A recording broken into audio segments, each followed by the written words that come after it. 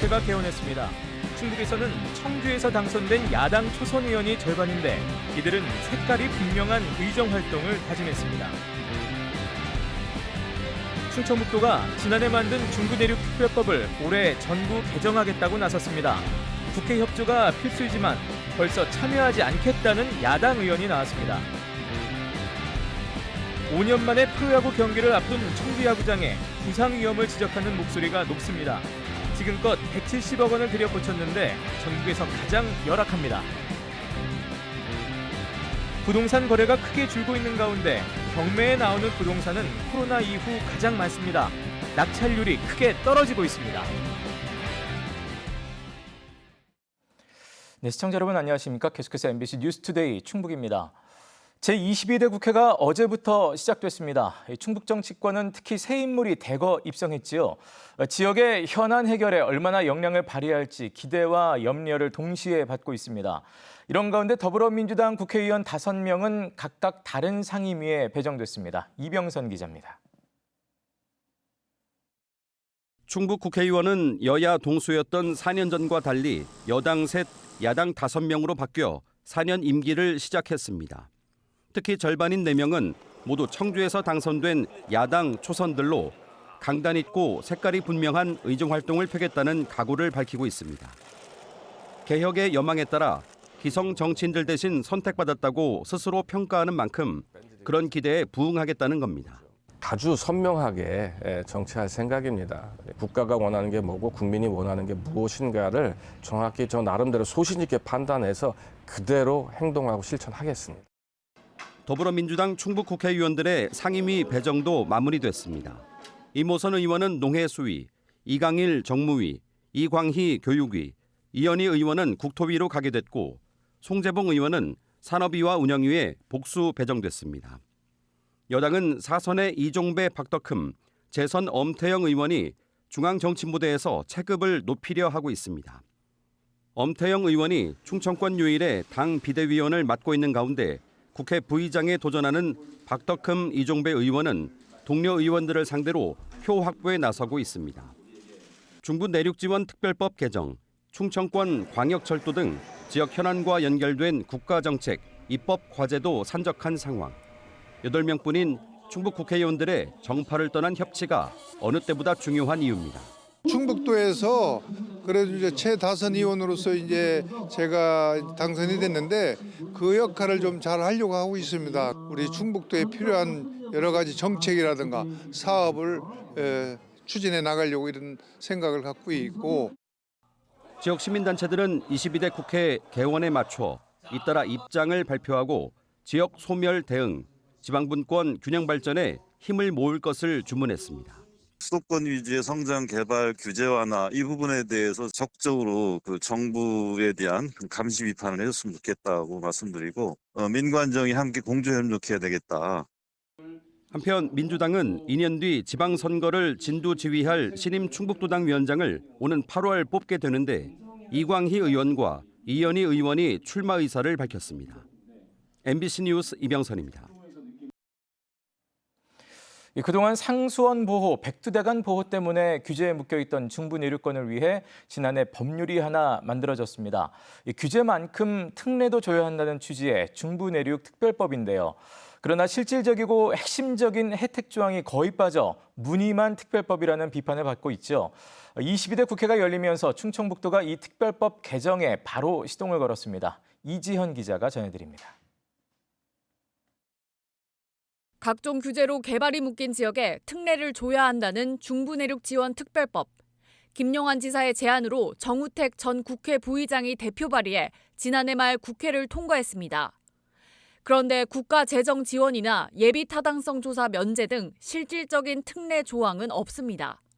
형평성 문제며 다른 법률과의 충돌 등으로 이견과 반대에 부딪히자 상징적인 의미의 법률이라도 일단 만들자는 전략이었습니다. 22대 국회 개원과 동시에 충청북도가 2단계 작업에 들어갔습니다. 껍데기 지적을 받는 특별법에 실질적 특례 조항을 채우는 개정안 마련에 착수했습니다. 코스를 좀 더 맞춰서 지금 특례 사항들을 넣어야 된다라는 게 부처 입장이었기 때문에 그런 것들을 좀 보완하는 작업을 지금 하고 있다고 보시면 될 것 같아요. 쉬운 건 아닙니다. 충북 국회의원들이 앞장서야 하는데 이 법안을 보는 당사자들의 시각부터 제각각입니다.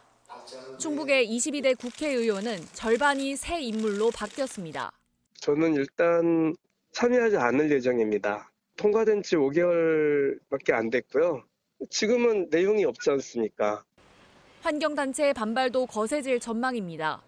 충청북도가 원하는 중부내륙 특별법은 사실상 난개발이 우려되는 법안이라며 개정을 비판하고 있습니다. 충청북도뿐만 아니라 인근에 있는 다른 지역 환경단체들도 많이 반대하고 있어요. 그런 단체들과 연계해서 이 대응을 어떻게 할지 같이 좀 고민하려고 하고 있습니다. 특례 조항을 포함해 추가로 필요한 사업을 특정해 수정하고 있다는 충청북도의 개정안 초안은 이르면 다음 달 말 나올 예정입니다. MBC 뉴스 이지연입니다. 지난해 보궐선거에서 재산을 허위로 신고한 이상조 청주시 의원에게 항소심 법원도 의원직 유지가 가능한 벌금 90만 원을 선고했습니다. 대전고법 청주재판부 형사 1부는 공직선거법 위반 혐의로 기소된 이상조 시의원의 항소심에서 검찰의 항소를 기각했습니다. 재판부는 고의가 있어 보이지는 않는다며 원심은 합리적 재량 범위 안에서 선고됐다고 판시했습니다. 청주에서 발달장애인 일가족 3명이 스스로 목숨을 끊은 것과 관련해 장애인 단체가 대책 마련을 촉구하며 거리로 나섰습니다. 충북장애인 부모연대와 발달장애인 200여 명은 어제 충북도청 앞에 집결해 사회적으로 고립된 발달장애인을 전수조사해 주거생활 서비스를 지원하라고 요구한 뒤 1km 거리를 행진했습니다. 한편 장애인 부모연대는 청주 일가족 사망 49제인 다음 달 25일까지 전국에서 추모 행동을 이어갈 계획입니다. 다음 달 청주야구장에서 5년 만에 프로야구 경기가 열리게 됩니다. 청주시는 막바지 보수 작업에 한창인데요. 지난 1999년 이후 야구장 수리에 들어간 비용만 170억 원이 넘지만 전국에서 가장 열악하다는 청주 야구장. 과연 이곳에서 경기를 여는 것이 괜찮은 건지 야구 팬들의 의견은 분분합니다. 이초원 기자의 보도입니다.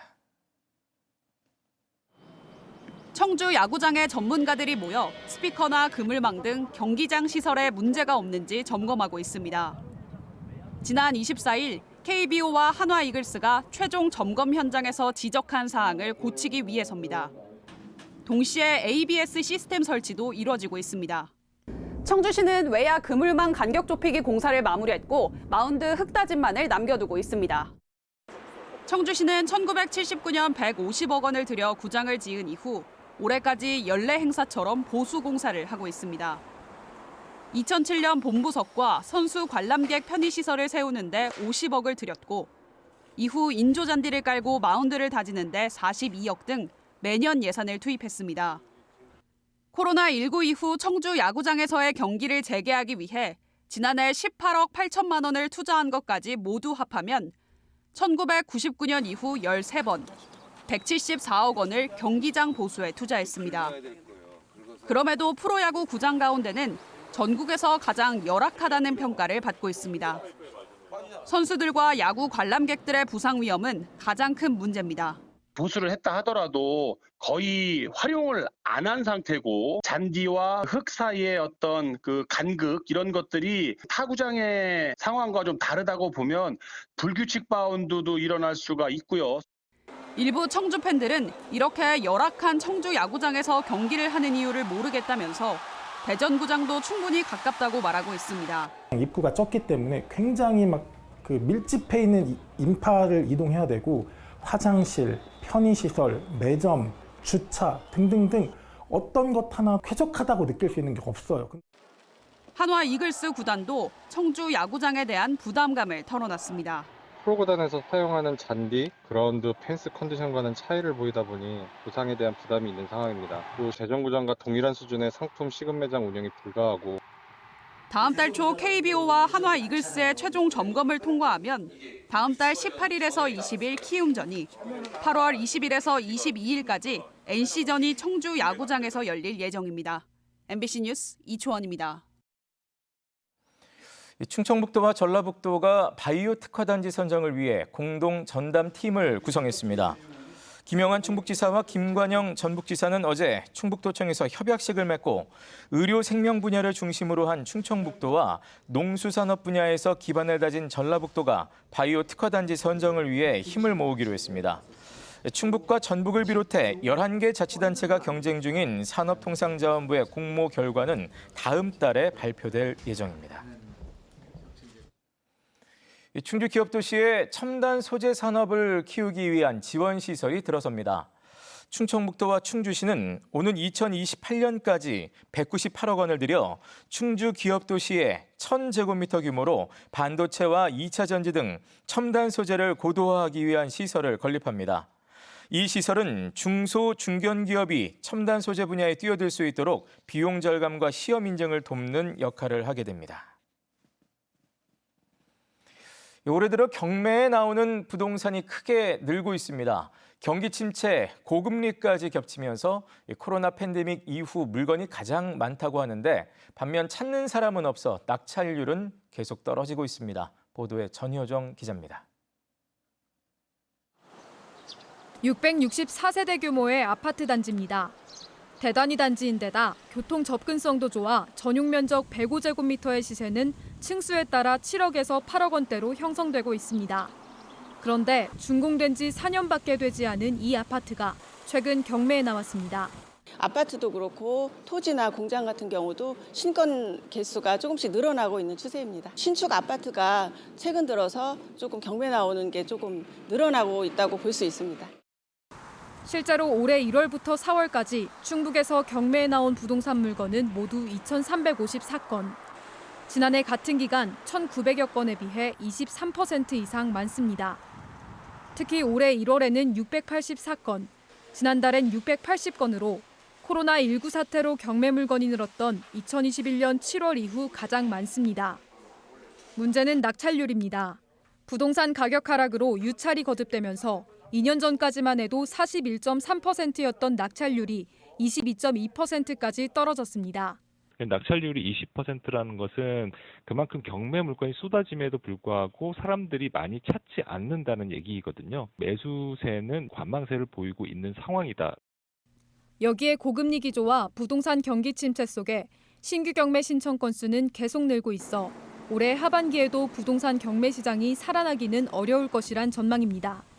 MBC 뉴스 전유정입니다. 하락을 거듭하던 충북의 아파트값 시세가 2주 연속 반등한 것으로 나타났습니다.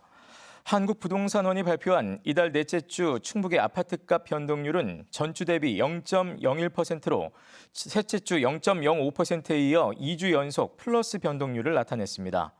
음성과 청주 흥덕이 각각 0.09%, 0.08%로 전체 상승을 주도한 반면 청주 청원은 반대로 0.07% 하락하며 지역별로 차이를 보였습니다. 과수화상병 위기 단계가 경계로 상향된 가운데 확산세가 수그러들지 않고 있습니다. 방역당국은 충주시 알림동과 음성군 음성읍, 금왕읍 등의 5개 사과농가에서 과수화상병이 확진돼 1.94헥타르를 매몰하고 있다고 밝혔습니다. 도내에서는 지난 13일 충주를 시작으로 5개 시군 36개 농가에서 과수화상병이 확진됐고 피해 면적은 18헥타르로 늘었습니다.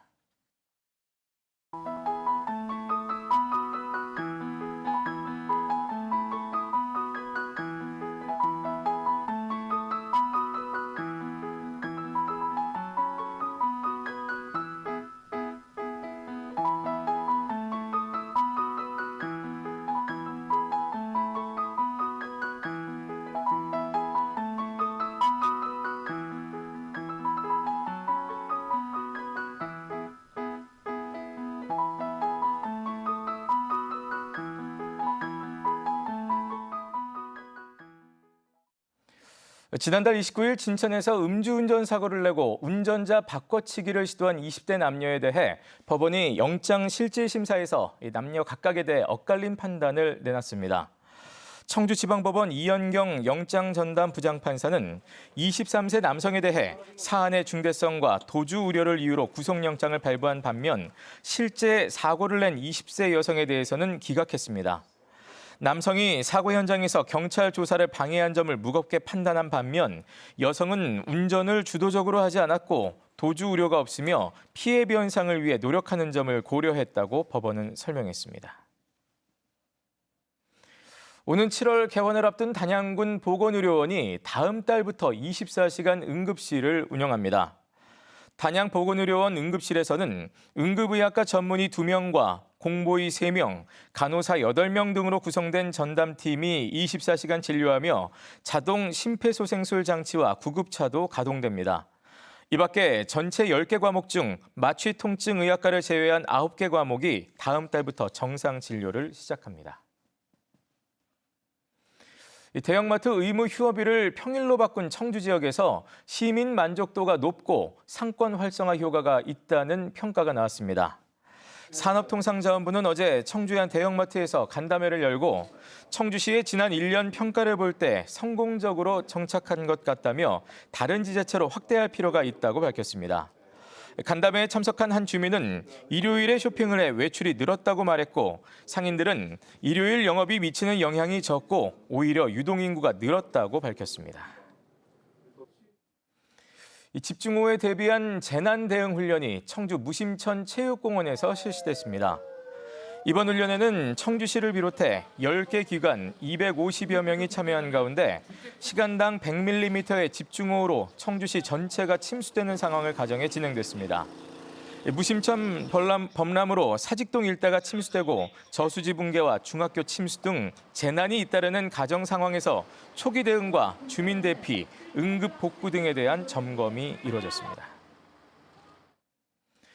충청 언론학회가 지역 미디어 교육의 새로운 패러다임이라는 주제로 어제 청주대에서 봄철 학술 세미나를 열었습니다. 네, 뉴스를 마칩니다. 고맙습니다.